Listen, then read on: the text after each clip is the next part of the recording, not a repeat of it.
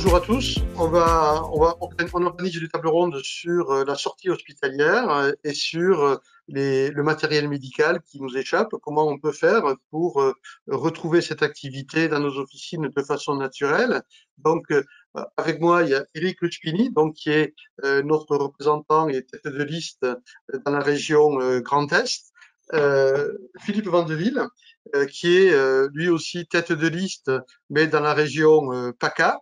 Et puis Michel Siffre, qui nous a rejoint, qui est le président URPS actuellement de la région PACA et qui rejoint l'USPO avec un dossier phare, celui qu'on va vous présenter, c'est-à-dire l'organisation de la sortie hospitalière avec l'ensemble des professionnels de santé de ville et l'hôpital.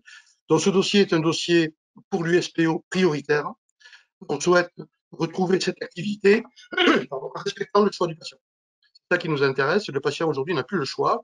On lui livre des poches de stomie sans qu'il ait rien dit par des prestataires qui sont à 400 km par la poste.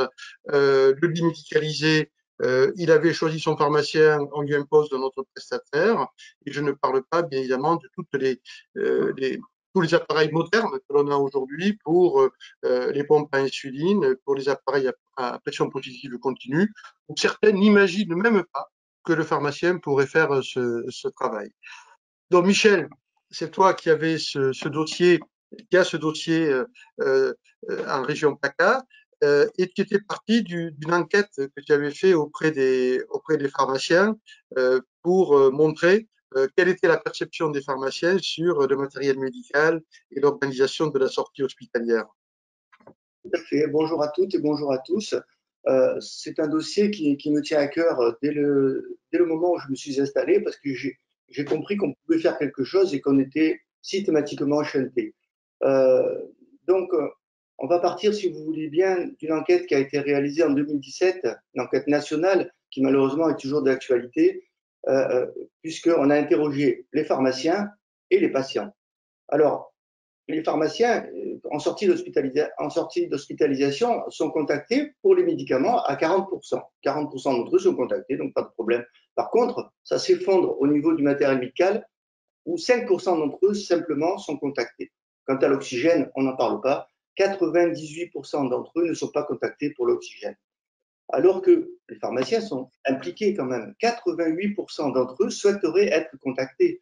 Et les patients eux-mêmes se plaignent pour 80% d'entre eux de ne pas être pris en charge par les personnes qu'ils connaissent, pharmaciens ou infirmiers d'ailleurs, médecins en deuxième ligne. Du côté des patients, 90% souhaiteraient être pris en charge par l'infirmier ou le pharmacien en sortie d'hospitalisation et simplement 10% d'entre eux être pris en charge par le prestataire proposé par l'hôpital. Ça, c'est très révélateur. 50% des patients ne savent pas qu'ils ont le libre choix de leur prestataire, de leur pharmacien, de leur infirmier. Quant aux originaux des ordonnances, c'est révélateur là aussi, 88% des originaux des ordonnances sont remis aux patients pour les médicaments. Par contre, ça tombe à 36% pour le matériel médical. Donc, c'est quand même très, très révélateur, comme je le disais. On a un gros travail à faire puisque 62% des patients ne savent pas que le pharmacien peut coordonner leur retour à domicile en sortie d'hospitalisation. Alors, maintenant, on a été séduit par le rapport IGAS qui est sorti cet été, malheureusement en pleine crise Covid. Il n'a pas eu la lisibilité qu'on aurait voulu, mais quand même, nous allons le remettre sur la table très rapidement. Un rapport IGAS qui a contacté un petit peu toutes les parties de sortie d'hospitalisation, de l'hôpital jusqu'à la ville. Et là, on s'aperçoit que les prestataires de services et distributeurs de matériaux, là, beaucoup d'entre eux sont représentés par des groupes cotés en bourse. Donc déjà, on arrive sur le côté commercial. Il est dit dans ce rapport, c'est écrit, c'est pas moi qui le dis, c'est écrit par le rapporteur, qu'il y a des dérives avérées liées aux pratiques commerciales. Il y a aussi des pratiques, et c'est le mot, d'entrisme dans les établissements.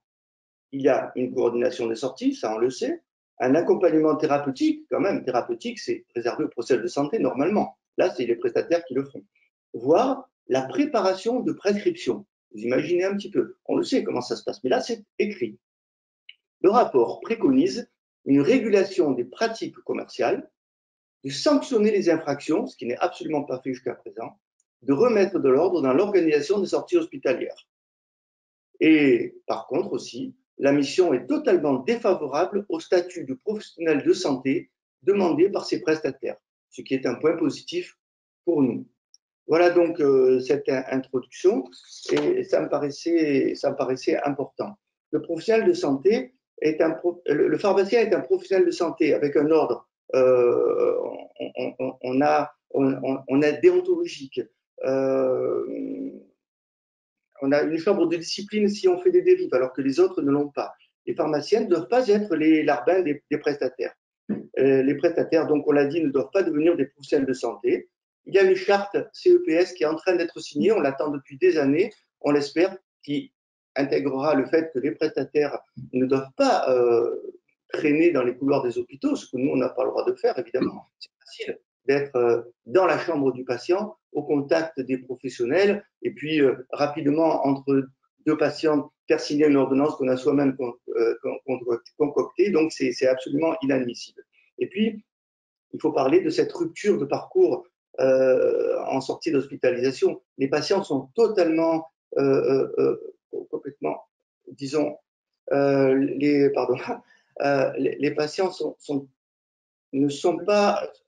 complètement désorganisés. Ils sont complètement choqués par une sortie d'hospitalisation. Ils se retrouvent à domicile avec des prestataires qu'ils ne connaissent pas, alors que nous, on les en cause, on va les voir. Bien sûr qu'on a nos partenaires prestataires. On va avec eux, on surveille l'installation de l'oxygène, l'installation du lit médicalisé. Évidemment, il y a les médicaments qu'on va leur porter aussi à domicile s'il le faut. On leur fait l'explication des médicaments à domicile. Tout ça, c'est un tout. Donc, il y a un déficit aussi important de transmission d'informations et d'organisation au niveau du patient, ce que l'on souhaite mettre sur la table lors de cette prochaine mandature. Ça nous paraît extrêmement important. Merci Michel pour cette mise en matière. On voit bien que ce rapport a été un véritable réquisitoire contre les pratiques des prestataires et il faut certainement et très rapidement éviter ces dérives puisqu'elles sont dénoncées sur 300 pages de pratiques et je pense que malheureusement le rapport IGAS n'a pas encore tout vu. Eric, justement, les communautés professionnelles territoriales de santé, dans leur mission, une des missions principales, c'est d'organiser cet échange entre la ville et l'hôpital. Bien sûr, travailler ensemble entre professionnels de ville, mais un des axes importants, c'est le lien ville-hôpital. Donc, on voit bien que justement, on parle de la sortie hospitalière, on parle de cette coordination, d'échange, comment le passage de patients peut se faire de façon sécurisée, à la fois avec les pharmaciens, avec le médecin, avec l'infirmière. Alors, est-ce que toi, tu peux nous parler de cette expérience puisque tu travailles avec les pharmaciens hospitaliers? Alors, comment ça se passe et comment on peut justement sur ce dossier améliorer les choses? Oui, alors Gilles, merci de me donner la parole. Donc, tu reviens sur deux choses, à la fois sur un gros mot. Un gros mot, c'est le mot CPTS, parce que beaucoup de confrères à l'heure actuelle ont peur de ces quatre lettres. Et il suffit de revenir quelques instants sur les mots qui sont derrière ces quatre lettres. C'est bien communauté professionnelle territoriale de santé. Donc, on parle bien entre professionnels de santé, comme vous venez de le dire, comme l'a très bien dit Michel. Les prestataires ne sont pas des professionnels de santé et territoriales. Donc, c'est deux choses fondamentales. Ça doit permettre aux pharmaciens de se coordonner à la fois avec ses confrères hospitaliers et ses confrères de la ville sur du parcours de soins de la personne qui a été hospitalisée. Donc moi déjà, je vous conjure de vous investir dans ces CPTS en tant que pharmaciens officinaux.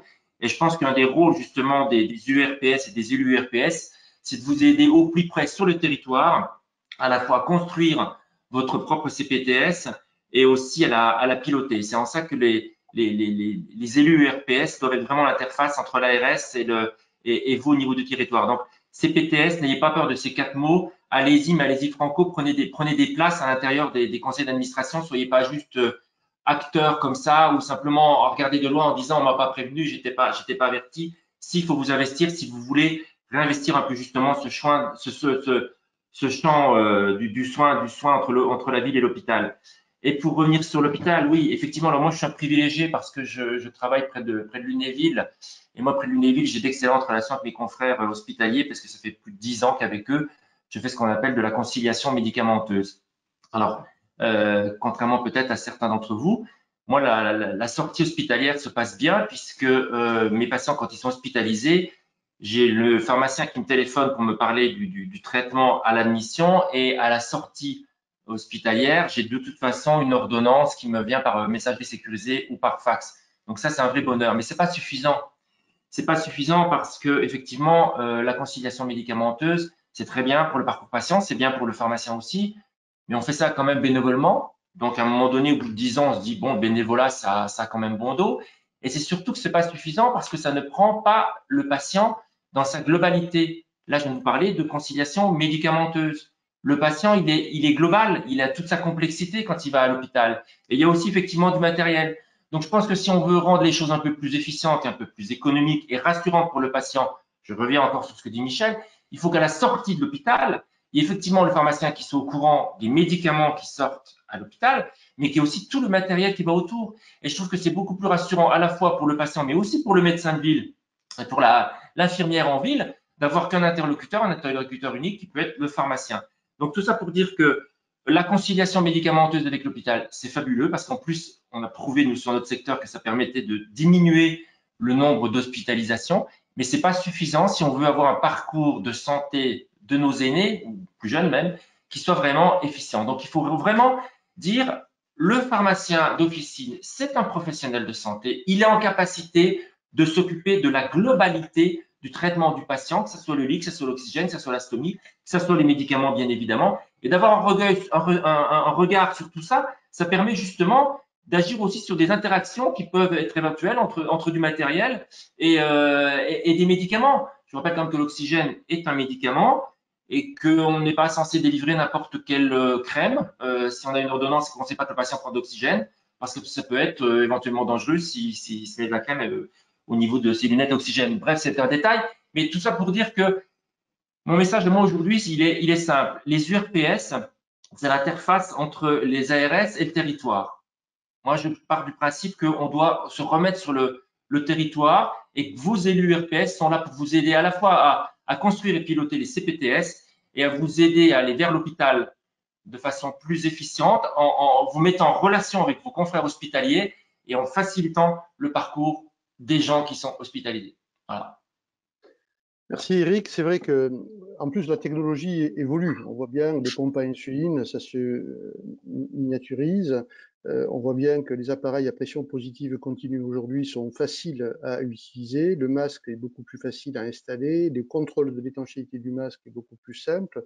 Et un pharmacien est très à l'aise avec ce type de matériel et cette proximité qui fait que quand un patient a un problème, il peut s'adresser à son pharmacien à proximité. Et ça permet de renforcer les échanges, à la fois bien sûr avec le pharmacien hospitalier, comme tu viens de le dire, mais également avec les chefs de service qui font aussi de l'éducation thérapeutique à l'hôpital pour ces patients qui ont du matériel et des pathologies qui peuvent être bien utilisés, efficaces, mal utilisés, peuvent poser problème et déstabilisent le patient.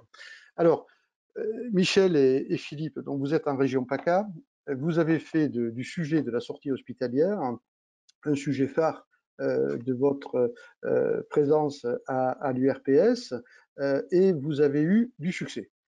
Parce qu'il ne suffit pas d'avoir des idées, après c'est comment je le mets en pratique sur le terrain et comment j'arrive à convaincre l'hôpital de travailler avec le réseau pharmaceutique parce qu'il a des compétences, parce qu'il a de la proximité, parce qu'il a de la disponibilité et parce qu'il a de l'éthique aussi. Alors comment vous avez réussi à lancer ce projet en région PACA et quels sont les résultats? Alors, je ne sais pas qui c'est qui veut commencer, si c'est Michel ou Philippe, je vous laisse y aller. Peut-être Michel, tu étais le président de l'URPS et c'est ton projet, ça. C'est ton projet.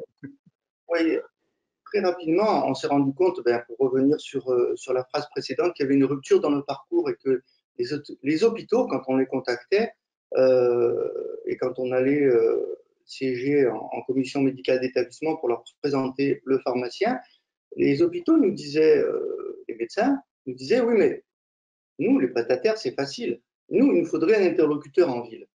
Et du coup, est arrivée cette idée de dire, tiens, pourquoi pas effectivement créer un interlocuteur, créer une plateforme de réponse aux praticiens hospitaliers. Ce qu'on a fait, ça n'a pas été sans mal, hein, parce qu'il a fallu trouver les financements. Donc, l'URPS a financé, les syndicats aussi. On a demandé aussi aux pharmaciens, etc. Donc, ça s'est bien passé à ce niveau-là. Et puis, on a pu démarrer. Et puis, dans certains hôpitaux, on a rencontré vraiment un franc succès en disant, ah bah tiens, on attendait cet outil. Donc, notamment dans le Vaucluse, dans certains hôpitaux des Bouches-du-Rhône, dans le Var aussi, un petit peu moins dans les Alpes-Maritimes. Et donc, on a commencé à promouvoir ce numéro unique. Et puis, ça a démarré comme ça, c'est simple. Hein. Donc, l'hôpital, dans le process, hein, l'hôpital appelle ce numéro, il tombe sur une personne charmante, et puis l'hôpital dit, ben voilà, j'ai tel patient qui souhaite, qui va rentrer à domicile, il me faudrait un infirmier, il me faudrait un masseur-kinésithérapeute parfois, et puis voilà, on a les ordonnances parce qu'il faut du matériel médical, donc la personne prend en charge, et puis ensuite, c'est le tampon, elle transmet évidemment les informations aux pharmaciens de ville, aux pharmaciens du patient, parce que soit le patient a donné le nom de ses professionnels de santé par une fiche de renseignement, soit il ne les a pas donnés, ce qui arrive assez souvent, et dans ce cas-là, il faut les trouver, et quand le patient n'a pas de professionnel de santé ou n'a pas de pharmacien attitré, ben, on procédait par géolocalisation pour être le plus transparent possible. Et ensuite, le pharmacien contacté pour quelques ordonnances, alors de médicaments et de matériel médical, tombait des nues. Il disait, mais c'est presque un miracle pour lui parce qu'il n'avait jamais été contacté. Et puis ensuite, ben, ça se faisait tout à fait naturellement. Une fois que c'est dans les mains du pharmacien, tout est en route. Hein. On le sait que, comme on l'a dit, hein, 90% des pharmaciens sont ouverts à ce genre de choses. Et puis ensuite, c'est important de faire un retour à l'hôpital. C'est-à-dire qu'ensuite, cette plateforme demandait aux pharmaciens comment ça s'était passé et rappelait le service hospitalier en disant votre patient a été pris en charge, tout va bien, ne vous inquiétez pas, voilà, s'il y a le moins de problème, le pharmacien vous rappellera. Voilà comment le process, comment il s'est passé. Alors, on ne va pas être trop négatif, mais ensuite, il y a eu des freins de l'ARS, des freins de certains élus de l'URPS. Parallèlement à ça, se sont montées des plateformes territoriales d'appui qui sont chargées des parcours complexes et qui ont, elles aussi, créé leur numéro unique. Donc, parfois, il y avait une petite confusion entre les deux. Et puis après, avant que Philippe prenne la parole et parle en concret de comment ça s'est passé dans le Vaucluse, puis après, il y a eu, comme l'a dit Eric, l'avènement des CPTS. Et puis, moi, je suis très impliqué dans une CPTS, dans la mienne notamment, pour laquelle je suis président. Et puis, j'ai très vite vu l'intérêt de la CPTS, puisque dans l'une des missions socles, ben, il y a le lien ville-hôpital. Donc, je me suis vraiment investi dans toutes les missions socles, mais notamment la sortie hospitalière. Et dernièrement, donc, j'ai pu signer l'accord conventionnel interprofessionnel. Et dans cet accord, il y a un financement pour la création, comme par hasard, d'une plateforme de coordination, plateforme téléphonique, avec certes de l'informatique, mais aussi de l'humain derrière. Et ça, la sécurité sociale insiste beaucoup sur le fait qu'il faut de l'humain pour accompagner soit l'hôpital, soit les patients, et pour les informer dans leur sortie d'hospitalisation ou leur parcours de santé. Ça, c'est vraiment un point clé, donc j'en suis vraiment très heureux de voir que ce projet, finalement, est dupliqué d'autres manières. Ça, c'est très bien. Voilà, je te laisse la parole, Philippe. Alors Philippe, oui, toi, dans le Vaucluse, Ben, donc, ça a plutôt bien démarré, ça continue toujours d'ailleurs, et ça continue, c'est pérennisé grâce notamment au CPTS d'ailleurs, hein, parce que c'est eux qui ont pris le relais au final. Et dans le Vaucluse, ben, tu parlais de la sécurité sociale, là. Dans le Vaucluse, ils ont même fait appel à nous pour essayer d'introduire ce numéro unique à l'époque dans tous les systèmes Prado de sortie hospitalière mis en place par la CPM. Là où aujourd'hui, le pharmacien est totalement exclu du système. Il ne figure pas dans les textes officiels. Donc ça, c'est un axe de travail qu'on pourra réexploiter sur la prochaine mandat, sûrement. Et en sachant sur notre territoire, on peut les petits hôpitaux. Donc c'est vrai que le Vaucluse, pour ceux qui ne connaissent pas, c'est quand même un petit département, donc tout se fait quand même relativement plus facilement. Et dans trois hôpitaux du département, les pharmaciens en contact avec les hospitaliers ont déjà créé des dépôts d'orthèses. Ça a démarré comme ça chez nous, grâce à l'aide de l'URPS et de la chargée de mission qui a fait le tour justement des trois hôpitaux. Et à tour de rôle, tous les pharmaciens du secteur volontaire, bien sûr, s'occupent de réalimenter ce stock d'orthèses des services d'urgence. Bon, ça a démarré comme ça. Et sur ce, sous l'impulsion d'un pharmacien hospitalier jeune et dynamique, ça lui fera sûrement plaisir, mais qui est plutôt pro-pharmacien de ville, il a instauré des nouveaux échanges. Et aujourd'hui, sur 2 hôpitaux, le 3e devrait venir, c'est les pharmaciens qui s'occupent des pompes de perfusion pour les produits comme le 5FU. Tout ça a été coordonné par des pharmaciens référents sur chaque territoire. Donc, chaque territoire, chaque bassin hospitalier, ils ont un pharmacien de ville qui s'occupe des retours et de gérer ça avec les autres pharmaciens. Et ça se passe très bien. Et aujourd'hui, si vous voulez, les pharmaciens de ville sur ces territoires-là ont un pied dans l'hôpital et ils connaissent les hospitaliers, ils connaissent à la fois les pharmaciens hospitaliers, mais aussi les médecins de ces hôpitaux. Et il y a un réel contact qui s'est créé. Et il n'y a plus qu'à le développer, ça. Et c'est vrai que c'est assez dynamique et ça a été sous l'impulsion de ce numéro unique au départ de cette action URPS. Ensuite, je pense aussi, là, dans notre secteur, on a la chance, dans le village à côté de mon officine, se trouve la présidente d'une association de stomisés de France. C'est pareil, ils sont très demandeurs, donc je pense que ça c'est un axe de travail en dehors des CPTS, comme ce qui a été dit avant, en dehors du RPS avec un numéro unique. Je pense qu'il faut aussi aller au devant avec ces associations de patients qui ne demandent qu'une chose, c'est de travailler avec le pharmacien. Ils en ont ras-le-bol de ces prestataires qui ne font que ce qu'ils veulent. Ils en ont ras-le-bol du laboratoire qui envoie ça directement pour les stomies, justement. Et je pense que concrètement, notre axe de travail pour tous les pharmaciens, ça va être là-dessus aussi. Voilà, donc c'est plutôt un succès dans notre région, ça continue. Il n'y a pas de raison que ça continue pas encore plus et que justement notre département serve un peu d'exemple et qu'il ça puisse monter dans la Drôme au-dessus ou descendre plus bas dans les Bouches-du-Rhône ou même en Languedoc.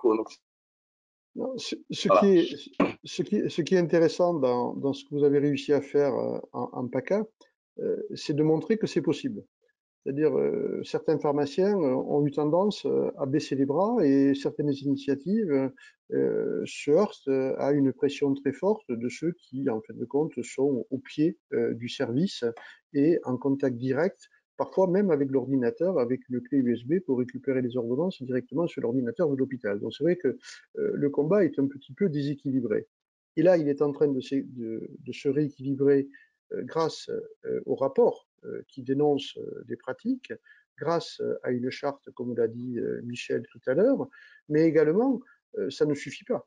Il faut que la profession soit capable de s'organiser pour proposer un service équivalent, voire meilleur, à ce que proposaient les prestataires. Sinon, les patients et les prescripteurs ne seront pas intéressés. Et c'est en ce sens où la démarche que vous avez lancée en PACA est vraiment une initiative très, très intéressante parce qu'elle montre que c'est possible et qu'avec quelques moyens, avec l'impulsion de l'URPS, on arrive à retrouver ce qu'on n'aurait jamais dû perdre, c'est-à-dire le retour de l'ensemble des prescriptions au choix du patient vers celui qu'il a choisi. S'il a choisi le pharmacien, il n'y a pas de raison que le pharmacien soit exclu. S'il veut choisir le prestataire, il choisit le prestataire. Ce n'est pas de l'exclusivité, mais que quand il choisit le pharmacien parce qu'il a confiance en lui, parce qu'il est dans son village, parce qu'il le connaît, ça fait 30 ans qu'il le suit, que c'est pas normal au moment où le patient a une difficulté qu'on exclut le pharmacien alors qu'il avait bien sûr la possibilité d'apporter tout ce service sans aucun problème. Alors, est-ce que concrètement, je sais que Michel, toi tu l'as fait aussi dans le 83 et Philippe dans le 84, d'abord, quelles ont été les réactions des pharmaciens de voir tout d'un coup les ordonnances revenir, mais les ordonnances de matériel médical? Comment les pharmaciens ont réagi par rapport à ça et quel est le volume d'activité? Est-ce que vous avez déjà une idée de ce que ça a pu représenter? Bah, en fait, sur le peu de temps que nous l'avons fait, on a eu plus d'une centaine de sorties hospitalières. Donc, alors, ça va du déambulateur après, il peut y avoir le lit médicalisé, l'oxygène, le matelas, etc. Donc, effectivement, alors, on ne va pas parler de flux financiers, mais quand même, c'est quand même aussi en deuxième ligne un petit peu ce qui peut intéresser le pharmacien. C'est-à-dire qu'on veut bien travailler, mais on veut aussi récupérer le fruit de notre travail. Et puis, comme on l'a dit, c'est vraiment les médicaments et le matériel médical. Les flyers qu'on a fait, d'ailleurs en accord avec l'ARS pour une fois, c'était le numéro unique s'occupe des médicaments et du matériel médical. Ça me paraît important. Après, il y a quelque chose qu'il faut aborder aussi, c'est l'oxygène. Alors l'oxygène, on peut l'avoir en sortie d'hospitalisation ou on peut l'avoir en prescription par un médecin généraliste en ville. Alors, on va dire une fois sur deux, quand la prescription est par un médecin généraliste, elle arrive à l'officine. Mais au bout de 3 mois, eh bien, il faut voir un pneumologue, comme vous le savez. Donc, le pneumologue reprend le dossier et s'il y a encore besoin d'oxygène, évidemment, là, comme par hasard, on nous fait désinstaller l'oxygène et ça part chez un autre prestataire. Alors là aussi, c'est un combat permanent que nous avons. C'est extrêmement compliqué. Mais si ce combat passe par l'IGAS et passe aussi au niveau national, ça peut être intéressant. Ça peut être intéressant aussi que le syndicat, dans ces cas-là, discute avec la CNAM pour déplafonner ces fameux 3 mois. Parce que des fois, vous avez des patients qui ne peuvent pas aller chez le pneumologue. C'est compliqué pour eux. Donc, il faut absolument travailler sur ce déplafonnement de façon à ce que l'oxygène reste chez le patient, qu'il n'y ait pas de changement de prestataire, ce qui est complètement déstabilisant, et puis donc reste livré par le pharmacien et suivi par le pharmacien. Ensuite, comme on l'a dit, tous les trois, Eric, Philippe et Gilles et moi, il faut remettre le patient au centre. Qu'est-ce que veut le patient?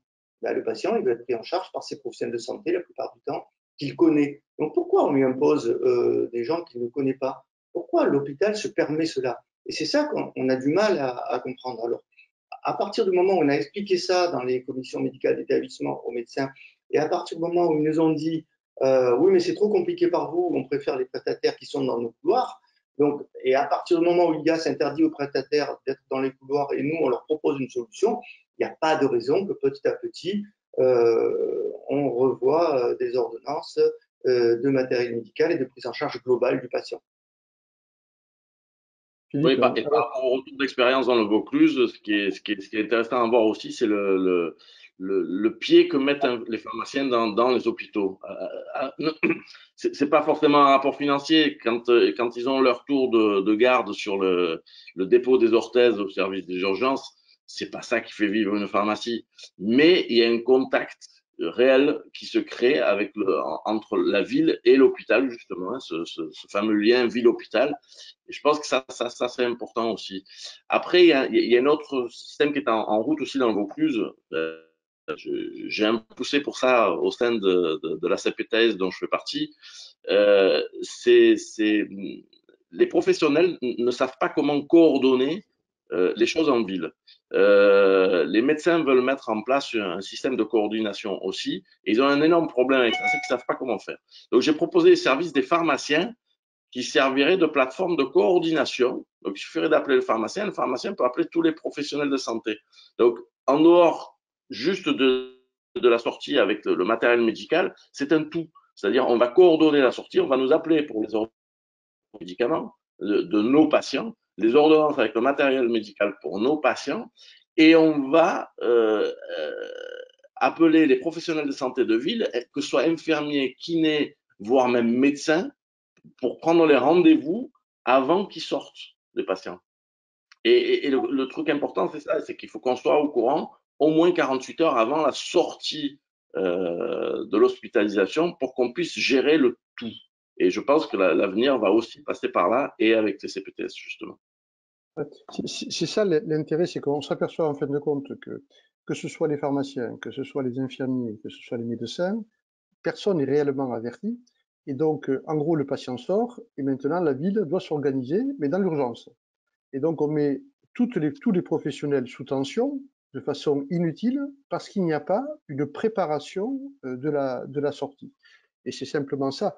D'ailleurs, c'est ce qui est écrit dans le Code de la santé publique, hein, c'est que quand un patient rentre à l'hôpital, normalement, l'hôpital doit recueillir le nom de son médecin, de son pharmacien, de son infirmier, pour que pendant le séjour hospitalier, on puisse contacter le professionnel pour récupérer des informations, et c'est ce qu'expliquait tout à l'heure Eric, qui s'est déconnecté parce qu'il a un problème de connexion, qui expliquait l'échange d'informations. Si vous avez fait un bilan de médication, eh bien, c'est bien que l'hôpital récupère cette information pour lui faire la conciliation médicamenteuse avec le pharmacien hospitalier. Ça ne sert à rien qu'il fasse 2 fois le travail, et au moins il a l'information complète.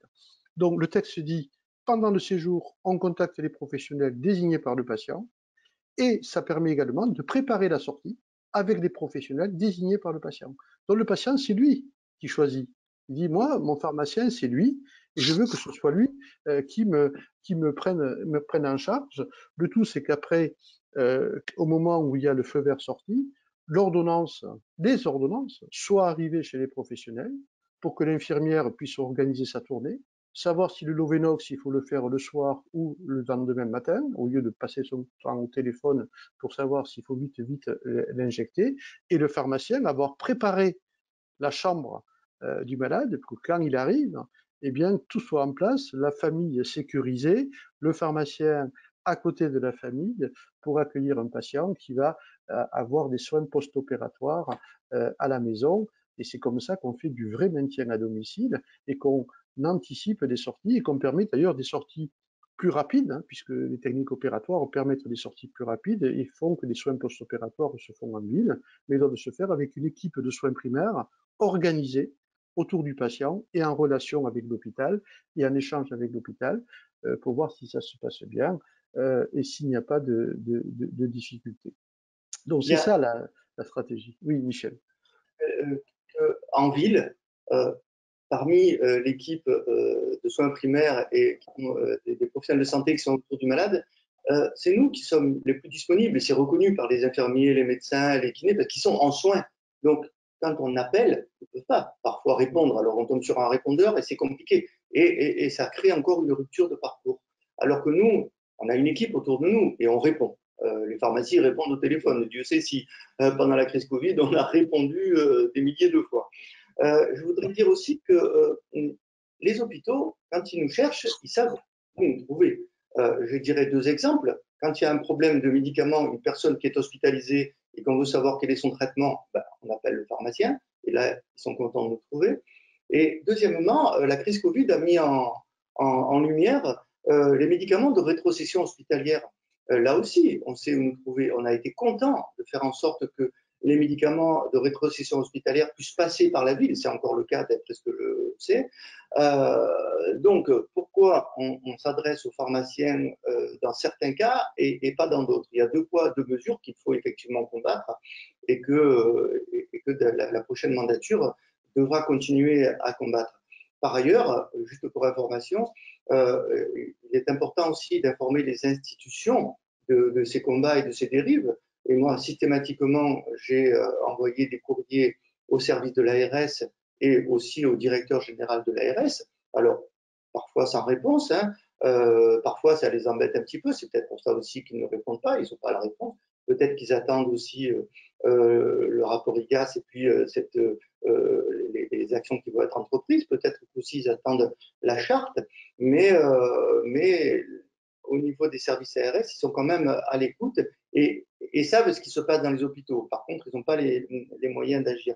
Donc ça me paraissait important à dire cela. Hein. Donc, il faut continuer. Il faut que les pharmaciens continuent à être motivés pour cette sortie d'hospitalisation, soit sur le qui-vive. Et quand ils ont connaissance du fait qu'ils sont chantés, qu'ils ne sont pas appelés alors que le patient aurait souhaité qu'il s'en occupe, il faut aussi qu'ils fassent remonter cette information, soit à l'URPS, soit au syndicat, soit à l'ARS, de façon ou soit directement au service hospitalier, au directeur de l'hôpital. Il ne faut pas hésiter à faire des lettres, etc., à mettre la pression. Moi, c'est ce que j'ai fait.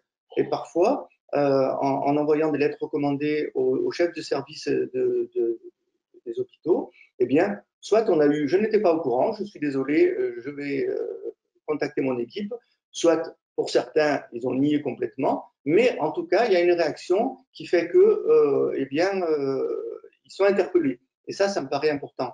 Dans le Var, je voulais dire aussi que, alors ça, c'est pas l'hôpital, c'est le sujet des pansements. C'était monté une entreprise commerciale de livraison de pansements à domicile, suite à des prescriptions d'infirmiers et d'infirmières. Donc là aussi, évidemment, sans respecter le choix du patient.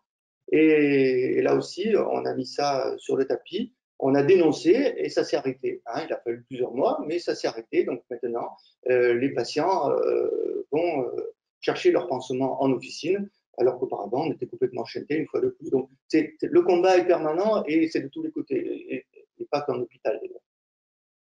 Ça, c'est bien le rôle des URPS et des syndicats, puisque vous êtes élu à l'URPS en portant le drapeau d'un syndicat. Et c'est comme ça, en faisant du concret, en faisant du relationnel, en faisant des propositions, en combattant quand il faut combattre, pour éviter ce type de dérive où on a des gens qui sont en opportunité sans respecter les patients, puisque c'est ça qui est le plus troublant. C'est qu'on a affaire à des patients qui sont fragiles, ils sont hospitalisés, ils ont des pathologies lourdes, et certains sont en opportunité pour faire du business en ne les respectant pas. Alors, Philippe, tu veux faire une conclusion et Michel vient de conclure. Est-ce que tu veux faire une conclusion? Et moi je finirai parce que ça fait à peu près le timing qu'on s'était fixé. J'excuse Eric parce que voilà, il a eu un problème de connexion, mais je crois qu'il avait dit ce qu'il voulait dire sur les CPTS et le lien d'hôpital. Philippe. Alors, pour conclure, c'est rentrer dans les CPTS pour pouvoir suivre tout ça de plus près, comme ce que disait Eric d'ailleurs. Ne lâchez pas, c'est possible. Voilà, on a démontré nous dans notre département que c'était possible. Michel a montré que dans le Var c'était possible. On peut faire sauter des verrous, on peut faire sauter des freins. Il faut y aller, il faut y aller. Même la Sécu veut nous suivre. Donc, à un moment donné, il faut y aller. Il faut plus avoir peur des autres. Et pareil, ce que Michel vient de dire, il faut nous faire monter des mauvaises situations systématiquement. C'est un travail de longue haleine, mais on est là pour ça. En tout cas, pour nous, pour l'engagement de l'USPO à travers toutes les listes régionales, bien, c'est de prendre exemple sur ce qu'a réussi à initier Michel et Philippe. Voilà, ça c'est du concret.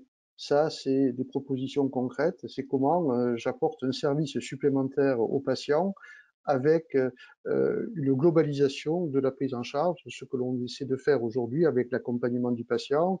Voilà, on explique que le pharmacien va à domicile, ça surprend encore du monde. Moi, ça nous étonne que des gens, bien sûr qu'on va porter les médicaments à domicile, bien sûr qu'on va faire de la dispensation, bien sûr qu'on peut faire un suivi du matériel et d'évolution du matériel, comme vous allez le faire. Donc, l'engagement de l'USPO, c'est de prendre exemple sur ce qui s'est fait en région PACA, sous l'impulsion de Michel, aider des élus USPO pour dire, eh bien, ce que vous avez réussi à faire, on va le développer et le développer sur la France entière, mais pas que sur le lit médicalisé, pas que sur les cannes anglaises et les pansements.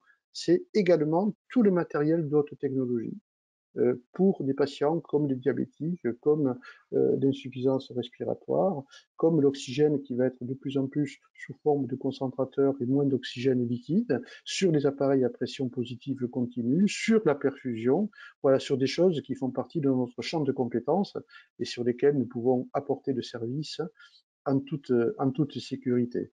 En tout cas, ça, pour moi, c'est un exemple parfait du rôle des URPS, et c'est comme ça qu'on peut faire des choses sur le territoire avec nos confrères médecins, hospitaliers, infirmiers, travailler ensemble et respecter le choix du patient. Je crois que c'est ça qu'il faut aujourd'hui défendre, et le rapport IGAS, comme tu l'as dit Michel, nous aide beaucoup parce qu'il apporte un éclairage très pertinent sur les dérives de l'hôpital, avec un hôpital qui ne s'est pas rendu compte de ce qui se passait, même à l'intérieur de ses services, ce qui est assez troublant.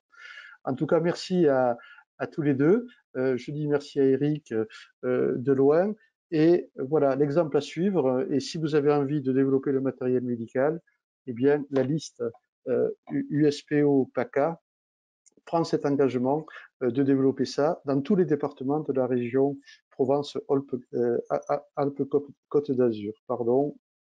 À très bientôt. Merci à tous les deux. Merci pour votre engagement et pour tout le temps que vous passez à défendre la profession. Merci beaucoup. Au revoir.